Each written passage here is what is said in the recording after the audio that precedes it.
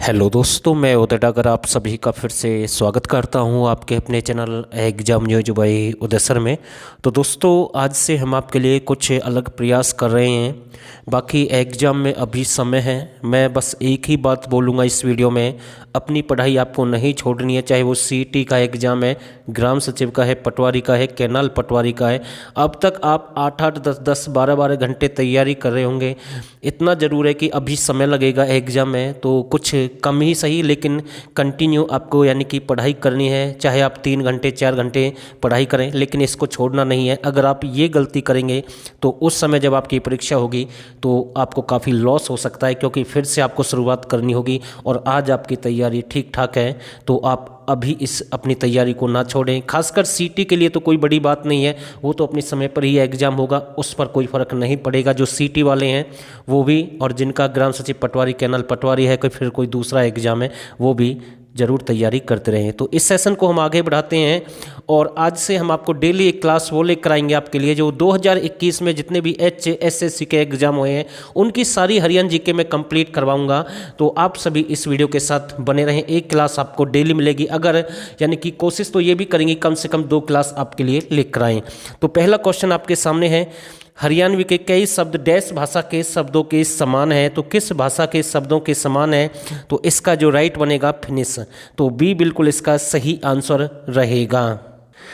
हरियाणा पुरुष पैरों में डैश आभूषण पहनते हैं, तो इसका जो राइट बनेगा कड़ी। कौन से पहनते हैं? कड़ी। तो ए बिल्कुल इसका सही आंसर रहेगा।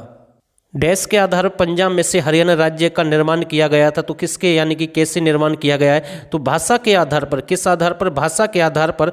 तो बी बिल्कुल इसका राइट आंसर है। हरियाणा का गंदा गांव हाल ही में किस कारण खबरों में था? तो ये क्वेश्चन ऐसे ही पूछा गया, 4 ऑप्शन यही थे।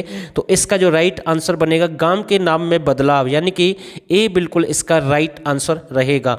और दोस्तों, आज से हम आपके लिए एक अलग से प्ले लिस्ट बना देंगे सीईटी के नाम से, क्योंकि जितनी भी सारी भर्तियां होंगी वो अब सीईटी के माध्यम से होंगी। तो ये अलग प्ले लिस्ट आपको मिलेगी चैनल पर, और हर एग्जाम में आपके लिए यहाँ से जरूर बेनिफिट होगा, चाहे आपका कोई भी एग्जाम है HSSC का और किसी भी डिपार्टमेंट का। मैं फिर से कह रहा हूं, तो ये हर एग्जाम में हरियाणा जीके आएगी, तो भाई ध्यान रखना इस बात का।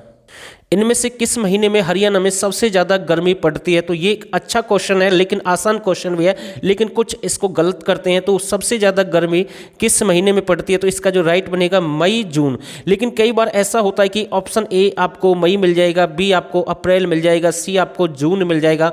तो आपको ध्यान रखना, अगर ऐसे आए अलग से तो मई रहेगा। मई में मतलब कि मई में सबसे ज़्यादा गर्मी पड़ती है, तो डी बिल्कुल इसका राइट बनेगा।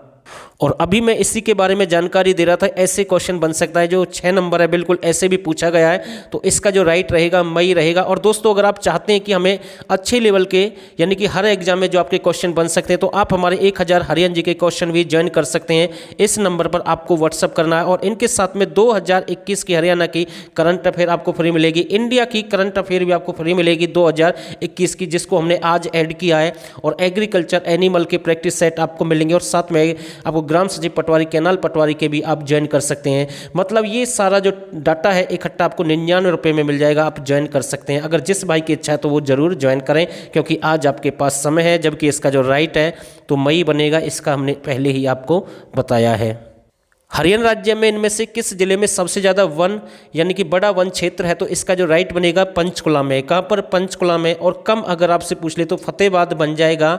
और पूछ लेता है किस तहसील में सबसे ज़्यादा वन है? तो यानी कि तहसील रहेगी आपकी यमुनानगर के नाम से। तो ये आपको ध्यान रखना है, जिले की हम बात नहीं करें, तहसील की बात करें तो यमुनानगर के नाम से ही रहेगी। जबकि इसका जो राइट आंसर है ए बिल्कुल सही आंसर है। इनमें से कौन एक सूफी कबीर है? तो इसका जो राइट आंसर बनेगा गुलाम कादिर है। कौन है गुलाम कादिर? तो ए बिल्कुल इसका राइट आंसर है। शेख चिल्ली के मकबरे का निर्माण कैसे पत्थरों से हुआ है? तो इसका जो राइट आंसर बनेगा लाल बलुआ पत्थरों से इसका निर्माण हुआ है, और ये थानेश्वर में है। कहाँ पर है? थानेश्वर में है। और इसे 1958 में इसे संरक्षित घोषित कर दिया गया। ऐसी शेख तैयब का मकबरा है जो 16वीं शताब्दी का बना हुआ है, उसे 1964 में संरक्षित घोषित किया गया, जो कि आपका कैथल में। और इसका जो राइट है ए बिल्कुल सही आंसर रहेगा। हरियाणा साहित्य के प्रसिद्ध लोकगीत हैं, तो कौन से हैं? तो इसका जो राइट बनेगा रागनी है। कौन से हैं? रागनी। तो डी बिल्कुल इसका सही आंसर रहेगा। निम्नलिखित में से कौन सा युग्म सही नहीं है, तो आपको इनमें से बताना है कौन सा सही नहीं है। बाकी 3 सही हैं।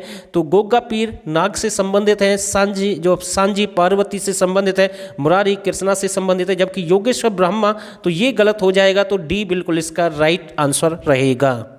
प्रसिद्ध भारतीय सैफ संजीव कुमार का जन्म हरियाणा के किस जिले में हुआ, तो इसका जो राइट बनेगा अंबाला। कहाँ पर इसका जन्म हुआ? अंबाला। तो सी बिल्कुल इसका राइट आंसर रहेगा।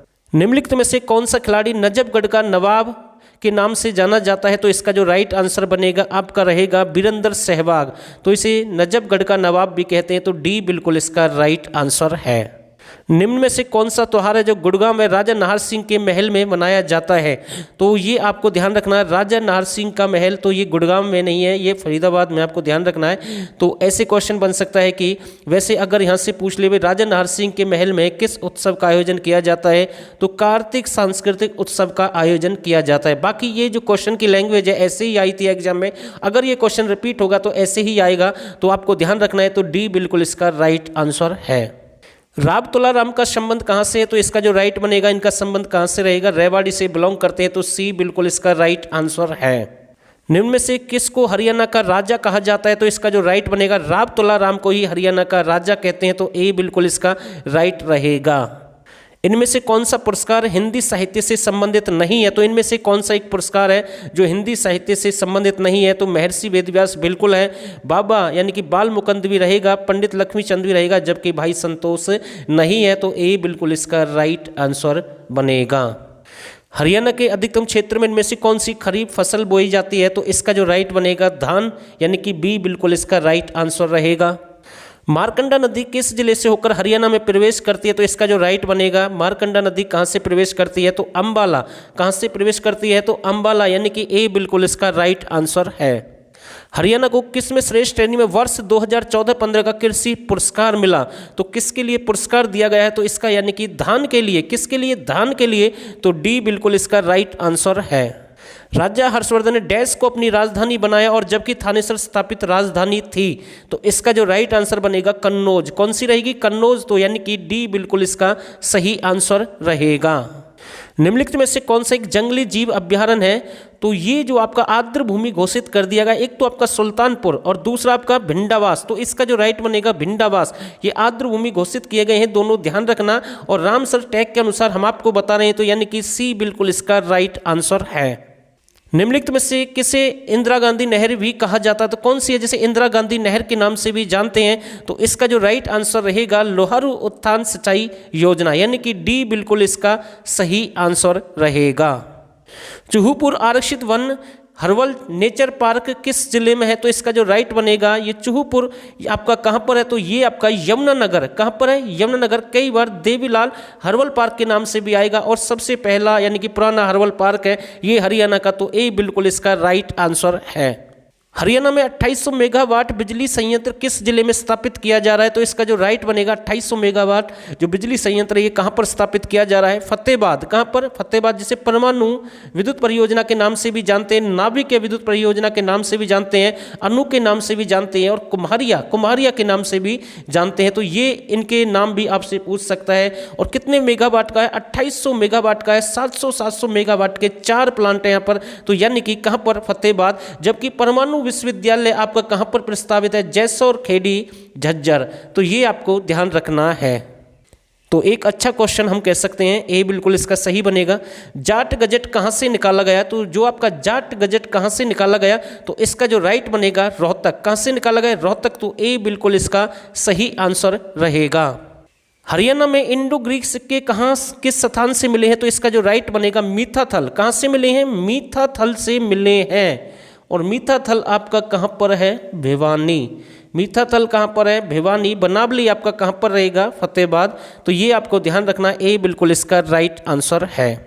मई 2017 में द्रोणाचार्य पुरस्कार प्राप्त कैप्टन यानी कि चंद्रूप का निधन हुआ, उनका संबंध किस खेल से था, तो इसका जो राइट बनेगा ये किस खेल से संबंध रखते थे?